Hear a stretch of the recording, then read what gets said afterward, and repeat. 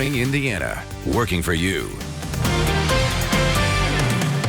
Hey, it's 5 o'clock here on your Monday. Good morning to you. I'm Meredith Barrick. Here's what's making headlines on this June 22nd. Another deadly weekend in Indianapolis as Metro Police respond to multiple shootings. We'll have the latest on those investigations. Plus today, the city takes another step in getting back to normal as some services in the city-county building resume. We'll tell you what can now be done in person and the new safety measures that are being put into place. And get ready to break out that exercise gear. It's time to take part in the first ever virtual 500 Festival Challenge. We've got everything you need to know about the event. But first, we need to get a check of our forecast with Storm Team 6 meteorologist Todd Clausen. Todd, if people are heading out the door this morning to walk the dog or go for a run, what do they need to know? You know, you're walking out to pretty muggy conditions across the area and in and around the metro area. We're actually dealing with some patchy fog here this morning. As you can see, the visibility is down to a quarter mile in Indy at the airport. And once you get outside of the metro area, the visibilities do increase a little bit. And once the sun comes up, we'll burn this fog off very, very quickly this morning. But just be aware of it if you are getting on the roadways here in the metro area anytime soon. Temperature's pretty uniform. We're all in the 60s together this morning. 67 in Greenfield as well as Richmond and Bloomington. 65 is the current temperature in the Martinsville area. 64 as you make your way over to Greencastle and Terre Haute. Just a few lingering showers there off towards the east, back off to our west. There is a broken line of storms, and that'll be heading our way late today and into the overnight hours. There could be a spot shower or storm this afternoon, but otherwise we are looking at better rain chances tonight than during the daytime hours today. It's warm and muggy with high temperatures, Meredith, into the mid to upper 80s. Todd, thank you. Let's take a live look right now at I-465 eastbound at Emerson Avenue. As you can see, there are emergency crews out there. That is due to a crash. They are out there cleaning that up. The right two lanes are blocked because of that, and they anticipate that taking a little more than an hour now to get all cleaned up. So if you're heading in that direction, just be aware of that. You can see some brake lights going off there as people approach this scene, so just be cautious as you head in that direction.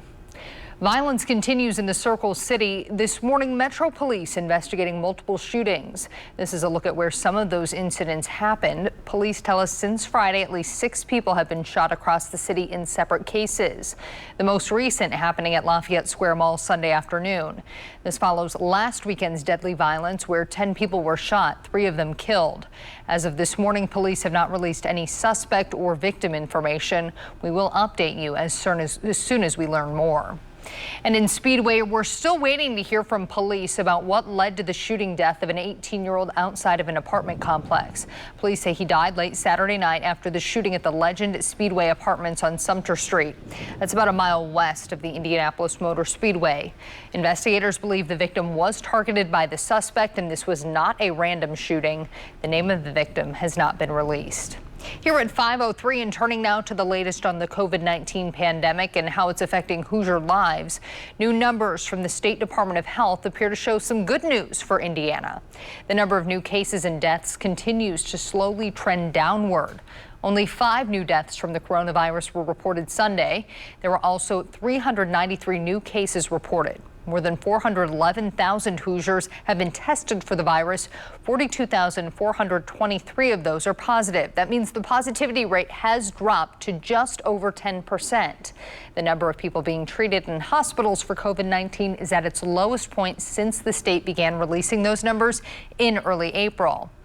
Taking a look at the global numbers, with more countries getting back to normal, the world saw its largest single-day spike in coronavirus cases. The World Health Organization is reporting 183,000 new cases counted Sunday. Brazil made up for the most of those cases with almost 55,000 new cases. The U.S. followed with 36,600 cases. More than 2/3 of the virus deaths reported Sunday were in the Americas. Health officials say more widespread testing may have contributed to those numbers. Just under 11,000 of Indiana's COVID-19 cases have been reported in Marion County, which is why it's been a bit behind in reopening. But today, the city-county government will continue to reopen, allowing you more access to agencies. Our Alyssa Donovan is live this morning with what you need to know. Good morning, Alyssa.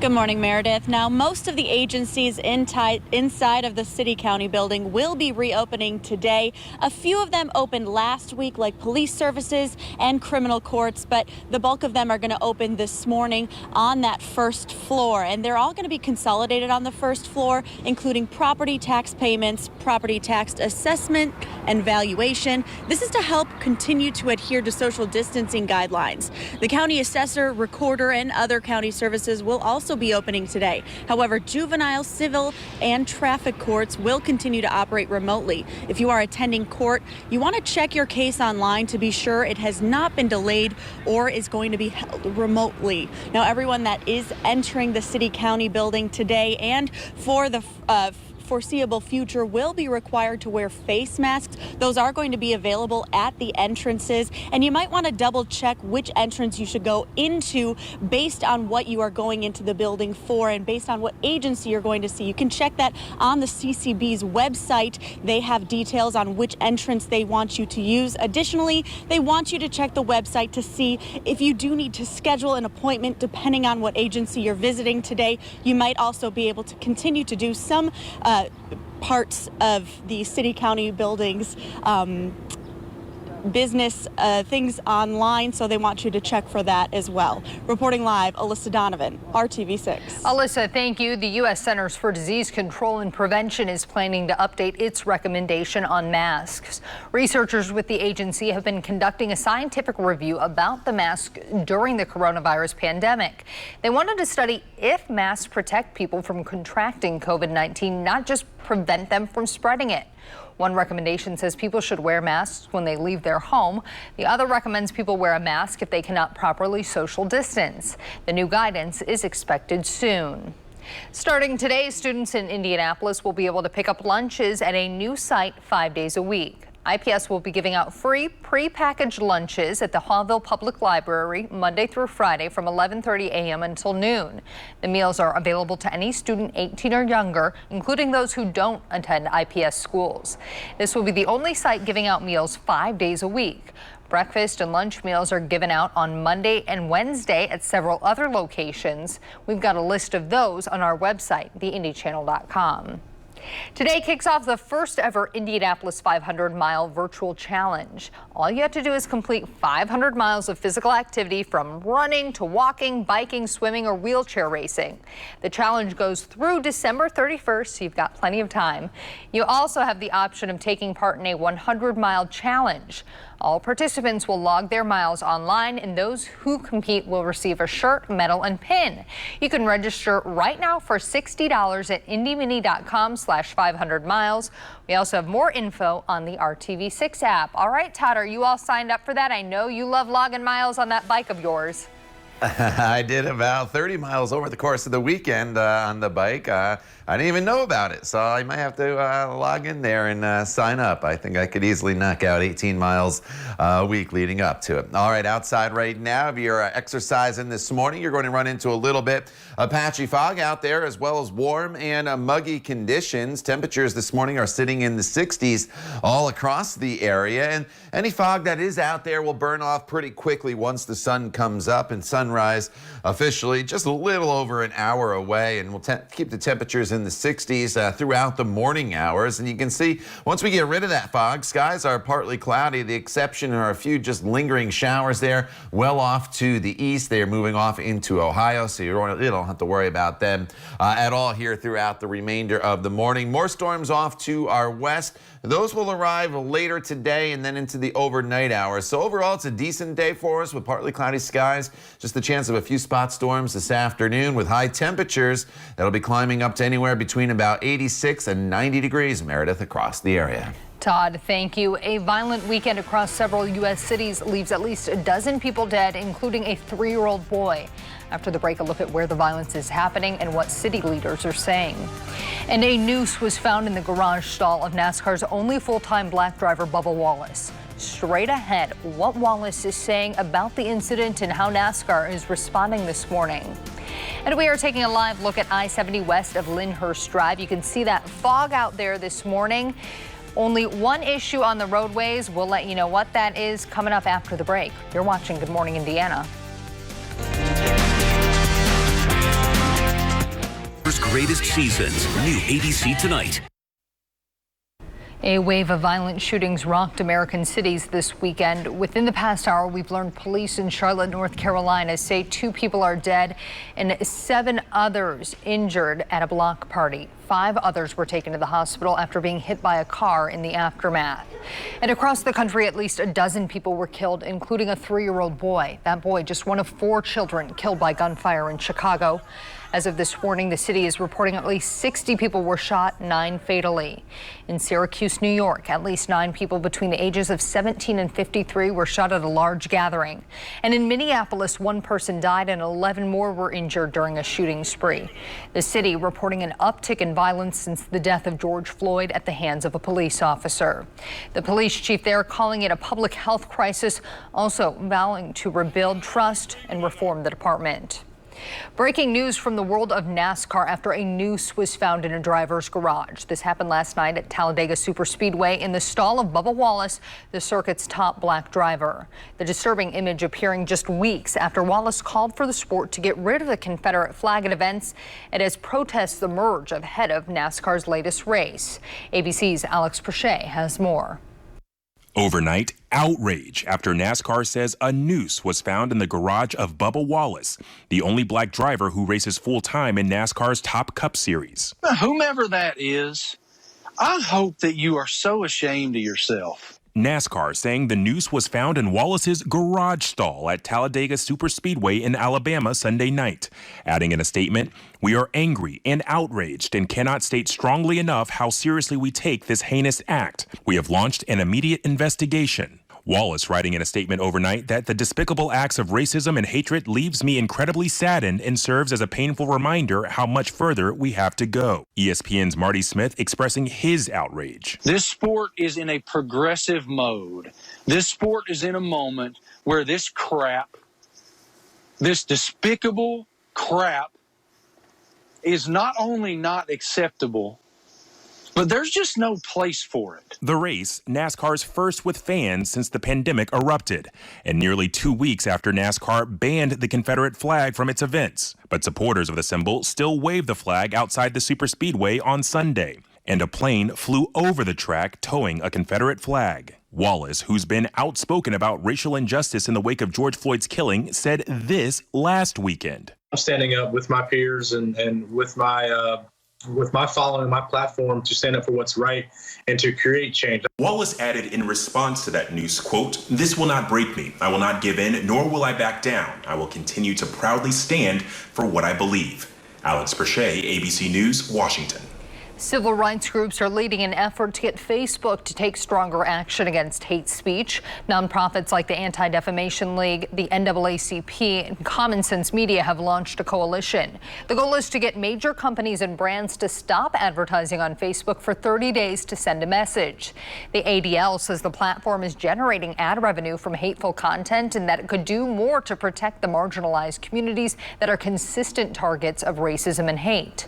In the meantime, the ADL is encouraging average users to flag any hate, conspiracy, or false information they see. Here at 5:16 this morning, there's speculation that a viral trend may have contributed to the high crowd expectations but low turnout for President Trump's weekend rally. In the days leading up to the event, Trump's campaign team reported that nearly 1 million tickets had been requested. Officials in Tulsa had been preparing for a packed house in the 19,000-seat BOK Center. But the city's fire marshal says only 6,200 of those seats were filled on Saturday. Posts have been circulating online about a TikTok trend where people requested tickets for the rally with no intention of going. In a statement, the Trump campaign blamed protesters and coronavirus warnings from the media for the low turnout. In times like these, a smile can go a very long way, and that is the goal of a father-daughter duo in Kentucky. Maddie Ray loves to dance, she loves her family, and while she can't tell you herself, her smile says it all. Maddie has Down syndrome and is nonverbal, but it doesn't take much for her to communicate. Her dad, Michael, says her smile is something that always uplifts him when he's down, and he wanted to spread that joy to others. So began the Smile Project Louisville. The movement started with a photo in Wendy's drive-thru in the spring of 2018. Now Michael and Maddie travel around spreading hope and happiness. We're going through some crazy times, whether it's a pandemic and all the stuff recently, with race relations, is that if you lead with love and you find love in your heart, you have the ability then to go around and smile at complete strangers. Michael says in times of social distancing, he's had to get creative, whether using a 10-foot pole or donning a giant plastic cover. That is pretty great. All right, Todd, is your forecast going to put a smile on our faces this morning? I think it's decent forecast for us today. The heat and humidity are still sticking around, and there are some rain chances in this forecast. But overall, it's going to be a pretty dry day for us. I think our storm chances very hit or miss later on this afternoon. This morning, we're dealing with a little bit of patchy fog across the area, and the fog is actually the worst this morning in the metro area. The airport reporting only a quarter-mile visibility right now. Once you get outside of Indianapolis, while the visibilities are reduced a little bit, they're not all that bad. I always tell you 1 mile or less is when you start to get the concerns on the roadways for driving. So just give yourself a little bit of extra time in the metro area. The layer of fog, though, very, very thin. As you see here on the Weather Now camera looking off to the north, you can see through the thin layer of fog and see the lights, and things will improve very, very quickly here this morning once the sun comes up, and that'll burn that fog off very, very quickly. Temperature-wise, we are sitting in the 60s this morning. 64 in Greencastle as well as Indy. 66 is the current temperature in Richmond. As we work our way throughout the day today, it's another warm and muggy one with high temperatures that'll be getting up to right around 86 to 90 degrees depending on where you are across the area. So everybody will be above normal with the humidity, and then we'll also have the chance of a few isolated thunderstorms during the daytime hours today. I think our storm chances will then continue to increase tonight and throughout the overnight. A few lingering showers there on the far eastern side of the state over towards Richmond, but they are moving out. Otherwise, you see partly cloudy skies to our west. There is a front with a line of storms that's going to be moving into the Chicago area first this morning, and then eventually that front is going to settle through central Indiana late tonight and into tomorrow morning, giving us our rain chances. So here we go throughout the course of the day. Today, the hours in the afternoon will feature the chance of just some spotty storms, mainly in northern locations. And then once we get past sunset and into the overnight hours, this is when the showers and a few thunderstorms will become a little more widespread across the area. We need the rainfall. Some of you saw a good amount yesterday, only 0.03 of an inch though reported at the airport in Indianapolis. And then throughout the morning hours tomorrow, we'll have a lingering shower to start the day. But then as the day progresses, the clouds should thin out and we should get the sunshine back by tomorrow afternoon. And you will notice the humidity will be coming way down throughout the day tomorrow as well. That sets us up for a beautiful two-day stretch Wednesday and Thursday before the heat, humidity, and the chance of storms return to the forecast as we head into Friday, Saturday, and Sunday. Meredith. Todd, thank you. We want to update you on that crash at I-465 eastbound at Emerson Avenue. As you can see, that has been cleaned up there. INDOT originally had anticipated it taking about 90 minutes to take care of. That is all clear. That is the good news. The two right-bound lanes were blocked, so that is clear and smooth sails ahead for anyone headed that direction. Let's check in at I-465 at I-74 US 136 on the west side. You can see things are moving along just fine out there. As Todd mentioned, it is a bit foggy out there this morning, so just make sure you're cautious of that. The suspension of cruise line operations from ports in the United States has been extended until September 15th. The voluntary move was agreed to by the Cruise Lines International Association, a leading trade group for the global industry. The group represents 95% of the world's cruise lines. In a statement, the organization says, quote, "It is increasingly clear that more time will be needed to resolve barriers before cruise operations can resume." The current no-sail order issued by the CDC expires July 24th. It applies to any vessel that carries 250 or more passengers. A union that represents Disneyland employees wants the park to delay its opening. The park is currently scheduled to open July 17th. In a letter to California's governor, the Coalition of Resort Labor Unions says it does not believe the park will be safe for employees. Disneyland has announced new safety measures like reduced capacity, temperature checks, increased cleaning and face mask requirements for guests. But the union criticized Disney's lack of plans to test employees. Meanwhile, Disney's sister park in Orlando is still scheduled to reopen July 11th. Friday, Florida reported its highest number of new COVID-19 infections since the pandemic started. We really wanted to do something to celebrate fathers and everything that they are. Music, smiles, and memories coming up. How one photographer is sending the timely message that Black fathers matter. We'll be right back. Easy, even Petey can do it. Fatherhood took center stage as some local families were treated to a free photo shoot at Hallville Park Sunday. The event's organizer, Tedrick Hardy, said he wanted to capture and shine a light on Black fathers after seeing a negative portrayal of them lately.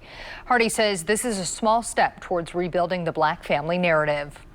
There's nothing like going in the house and seeing the father with his son or his daughter or the whole family. You know, that just shows that it's a man in the house and everything's together. So we want to start today and bring that to this community. Each family received a photo and frame to take home for free. Awfully cute there. Cute way to start your Monday morning. All right, Todd, we've got some fog out there also to start our Monday morning. Yeah, you know, it's a little bit of an issue for us here, Meredith, probably for another hour or so. Once the sun gets up, we should be able to burn the fog off pretty quick. It's a very thin layer of fog that's out there and mainly impacting the metro area right now. It expands out a little bit from Marion County, but as it expands out, the visibility's actually come up a little bit. So just know that there's some fog out there. Shouldn't be a huge issue for us. Otherwise, partly sunny skies today and high temperatures back anywhere from 85 to 90 degrees. We'll dive into the forecast in more detail for you coming up when Good Morning Indiana continues. The time now is 5:27. Home experts at theindychannel.com. This is Good Morning Indiana, working for you. This morning, the Hoosier State continues to take steps to get back on track from the coronavirus. Now at 5:30, the services available to you starting today right here in Marion County. And a different type of protest taking to Circle City streets over the weekend. Now the Black Lives Matter movement and Pride Month are working together.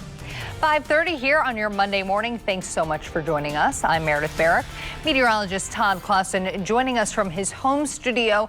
And Todd, it is foggy out there this morning. I think that's the number one thing people need to know about. Yeah, especially in the metro area. That's where we're dealing with the visibilities that are reduced the most, Meredith. Once you get outside of the metro area, still reduced a little bit, but they are a little bit better. So take a look at these visibilities, and you notice as you make your way into the metro area, we are down to virtually no visibility right now with the official reading at the airport coming in at 0, a half mile in Zionsville as well as Fisher, 0.6 of a mile in Cloverdale. But then you just get up I-65 a little bit further to Frankfurt. No visibility issues there. Crawfordsville, 7-mile visibility. So again, it's primarily in and around the metro area. And you see on your Weather Now camera two things. You see the fog closer to the ground level and the buildings, but then you also see the clear sky at the top portion of your screen and the sky starting to brighten just a little bit. Once the sun comes up, we should be able to burn this layer of fog off very quickly this morning, and then we'll get into that hazy sunshine by 8 a.m. and then mostly sunny skies for the remainder of the morning as temperatures will eventually climb up into the low 70s by the time we get to 9 a.m. There's the partly cloudy skies, the rain from yesterday, which was feast or famine, as we talked about on Friday. You're going to get a lot of rainfall. Some of you saw over an inch, or you're going to get hardly any rain, only 0.3 of an inch officially at the airport in Indy. We do have more rain chances in the forecast today. There's spotty storms in the afternoon, and then eventually overnight tonight. That's probably the best rain chance for everybody in this forecast, at least for the next 7 days. We'll talk more about that for you coming up, Meredith, in just a couple minutes. All right, Todd, thank you. We're taking a live look right now, I-74 eastbound at Post Road. As you can see, quite the backup here. This is due to a traffic hazard. All lanes are currently closed in that area. So if you are headed in this direction, either anticipate this backup or seek an alternate route. We will keep you posted on this situation. As we continue to shift into the new normal, more businesses and services are reopening today, including government buildings like the City County building downtown. Our Alyssa Donovan is live this morning. And Alyssa, there are some things people need to know before they head down there for services. That's right, Meredith. First of all, anyone entering the city-county building today will be required to wear some type of face covering. Now, they will have those available, paper ones available at the entrances when you come to the building. So if you don't have one yourself, that's okay. You will still be able to come inside and get your services done. And several of those services are going to be open to the public today. All of them are going to be on the first floor to adhere to social distancing. This includes dealing with property tax payments, property tax assessment and valuations, and other property services. The county assessor's office and recorder's office will also reopen today, and all of those will be consolidated on the first floor of the building to help maintain social distancing guidelines. Police services and criminal courts opened last week, and those are currently operating as well. Juvenile, civil, and traffic courts will continue to operate remotely at this time. And if you do plan to visit the city-county building today, city staff do ask that you check the Indy.gov website before you come to the building to double check if you need to make an appointment for the agency that you plan to work with. Reporting live, Alyssa Donovan, RTV6. Alyssa, thank you. New COVID-19 numbers appear to show some good news for the Hoosier State. The state health department reports 5 new deaths from the coronavirus, along with 393 new cases. Here's some more good news. The overall number of people being treated in hospitals for COVID-19 is at its lowest point since early April. But it's not all good news across the country. This morning, ABC's Alex Perche has a look at how some states are preparing for an exponential rise in cases this week. Today, a major milestone. New York City, once the epicenter of the coronavirus pandemic, will enter phase 2 of reopening. Restaurants prepared over the weekend, setting up socially distanced outdoor seating for patrons. But doctors are sounding the alarm elsewhere. At least 11 states set record highs in cases this weekend. Hospitalizations are up in 17. And the former head of the Food and Drug Administration warns that Arizona, Texas, and Florida could see exponential growth this week. The challenge with exponential growth is everything looks okay until suddenly it doesn't. And so this is something that has to be a concern of everyone that's been watching this. Florida, one of those states that opened early, has already had more than 3,100 deaths. I don't feel like people are doing enough of a job of keeping social distancing and keeping masks on their face. People are getting a little bit more tired of wearing these masks, but this is not the time to do that. More than half of their reported cases this past Saturday were patients under the age of 35. The governor, who first attributed the increase to more testing, now admitting there's more to it. That's an indication that certainly in that age group that you're seeing more transmission in the community. It's not purely just a function of the fact that they're testing more. The White House says it's making preparations for a spike later this year. We are filling the stockpile in anticipation of a possible problem in the fall. I saved hundreds of thousands of lives. But the president, who boasted about his coronavirus leadership during a rally in Tulsa this weekend, is now facing criticism for saying this. When you do testing to that extent, you're going to find more people, you're going to find more cases.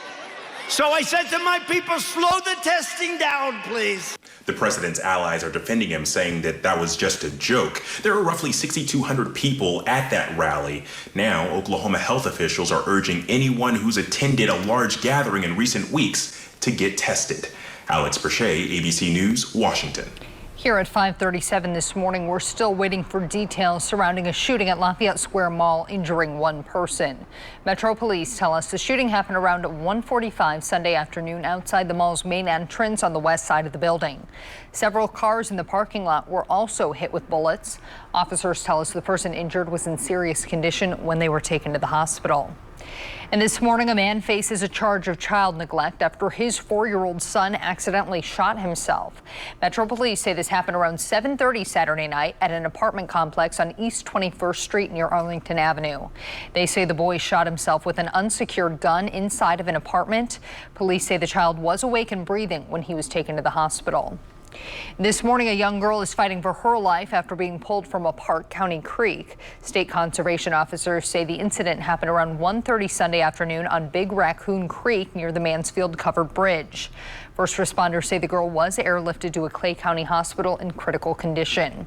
Last week, 7 people drowned in Indiana's waterways.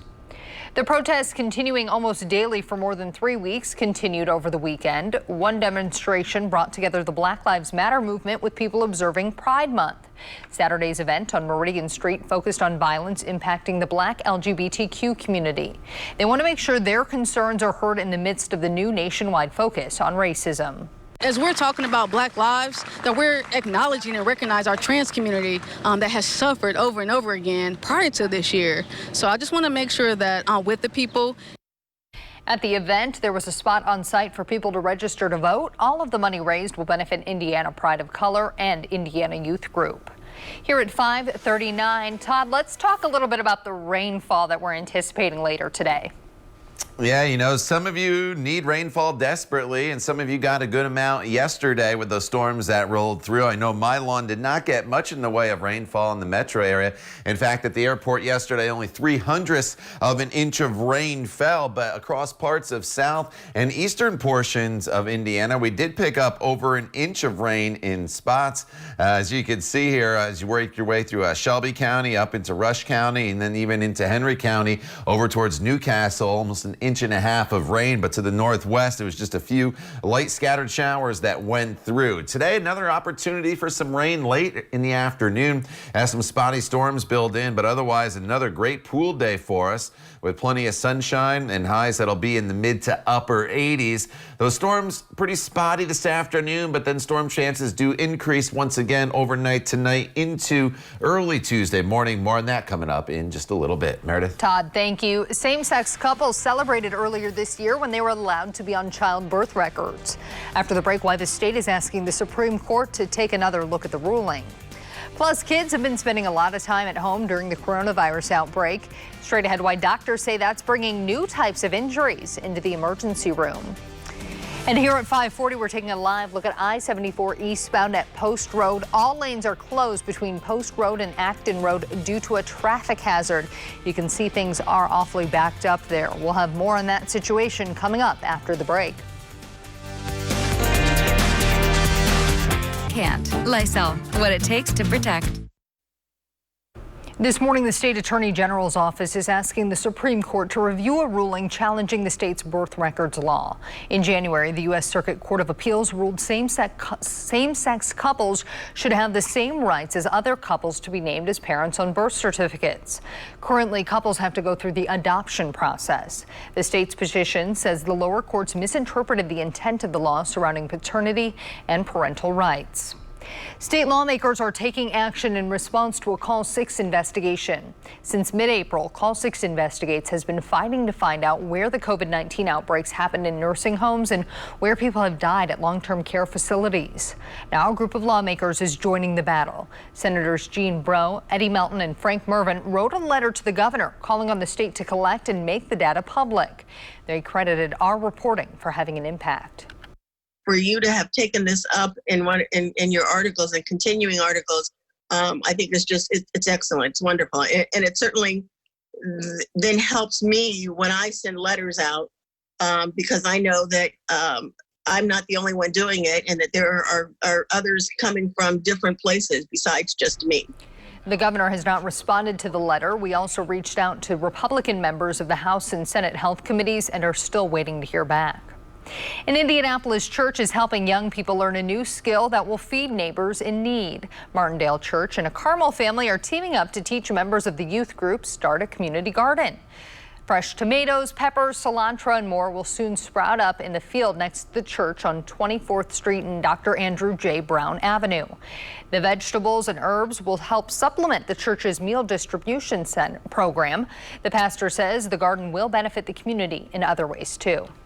We want to provide a means of showing the people there's value here, as well as give our youth the opportunity to do something besides watch Netflix and play video games, to actually learn something that's going to benefit them for a lifetime and generations to come. The church works with Second Helpings to provide meals several times a week. And here at 546, Todd, we want to take a look at this shot, the sun rising, but the fog over the city, really kind of interesting there.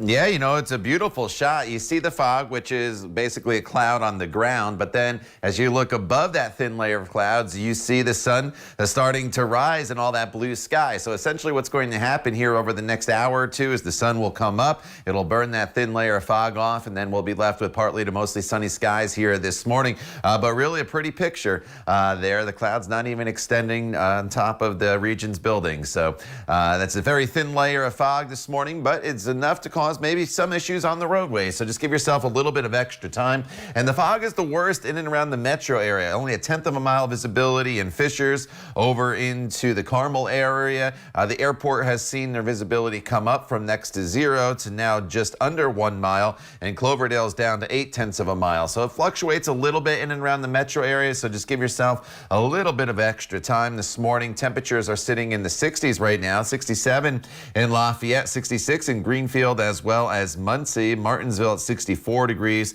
So everybody is off to a pretty muggy morning across the area with those temperatures in the 60s. As far as where we're going today, highs will eventually top off in the mid 80s. We'll start off partly cloudy, and then we will have the potential this afternoon and this evening of a few isolated thunderstorms starting to build in. But I do think most of the rain or the storm potential is going to hold off until later tonight and more so into the overnight hours. And the timing of that will be pretty good because not only is not a lot of people doing things during the overnight hours, but we'll get some needed rainfall without the threat of severe storms coming in. So that will be good news for us later on today and tonight. Some of you saw rain yesterday. Most of us did not, especially to the north and to the west of Indianapolis. What's going to happen is there is a cold front here off to our west, and this cold front is finally going to come through and give us the potential of those storms that I mentioned. Here's what it looks like on TrueCast this afternoon, this evening. Again, a couple spotty ones will be possible, but as we transition into the overnight hours, a little better potential, some thunderstorms with some heavier downpours here and there. And tomorrow morning we'll start off with some scattered showers, but then as the day progresses, the rain chances move out.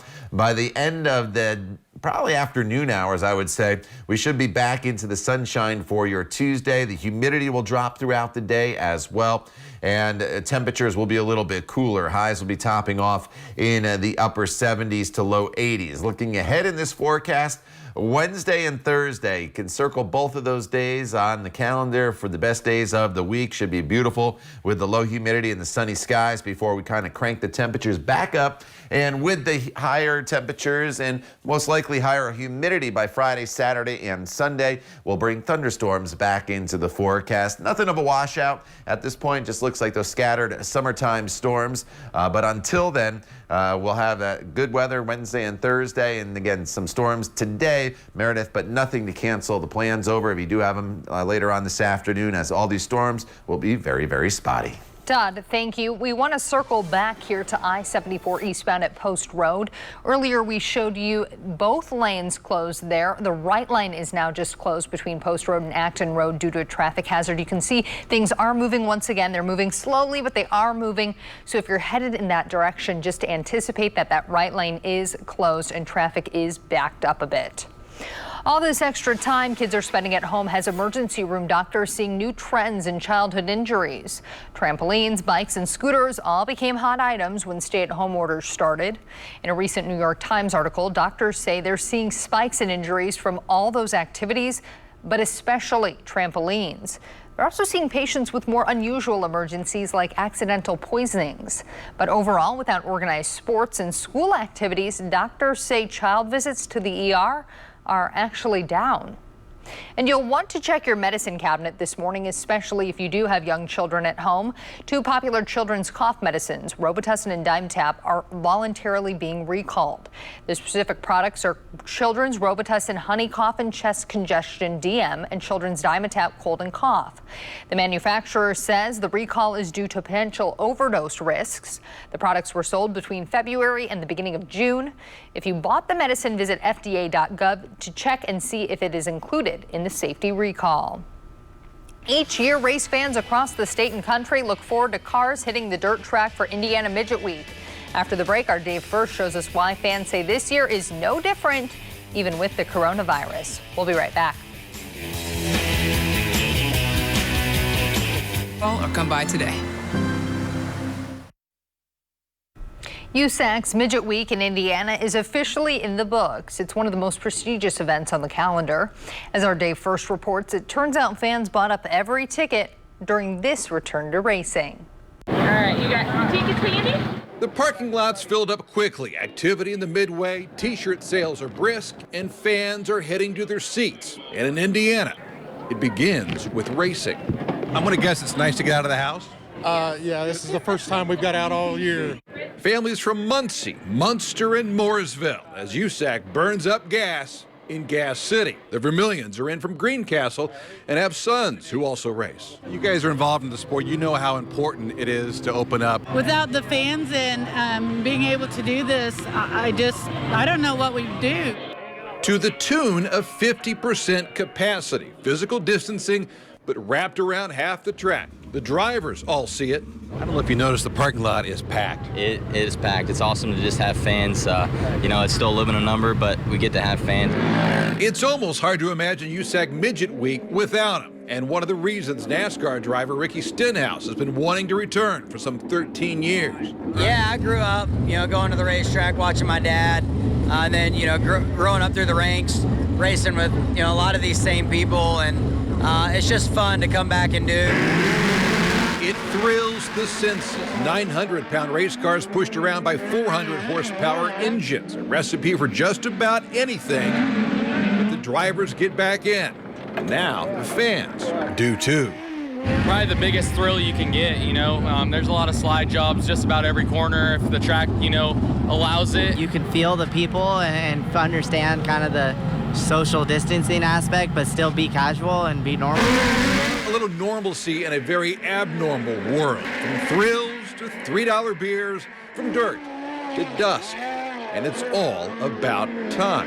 Racing is, the heart, I think, of this state. Whether some people want to think it or not, I think racing is the backbone of our state as we know it. Just listen to that sound. Fans have been coming here for years to hear it, and they will throughout the course of the weekend as well. Hey, the reasons for the shutdown were many, but the reasons for fans and drivers to get back together this summer, they are too.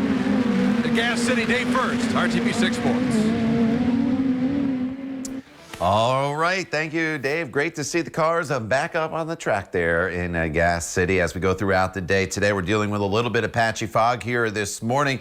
As you can see, the visibility not all that great, but at the top of your screen you see the blue sky and the sunshine, and now that the sun's getting closer to coming over the horizon. Official sunrise not until 6:17. We'll burn that fog off very, very quickly. The rest of today, it's a warm one into the mid to upper 80s for your high temperatures. The humidity's still around as well. And as we work our way into the afternoon hours, we'll have the chance of a spot storm or two, but the better storm chances, they are going to arrive in the forecast late tonight and then into the overnight hours. We'll talk more about that and the week ahead coming up when Good Morning Indiana continues. Unable to return to work, his vehicle vandalized, his tools stolen, and why he holds these people responsible. I'm Rafael Sanchez. That story coming up on RTV6.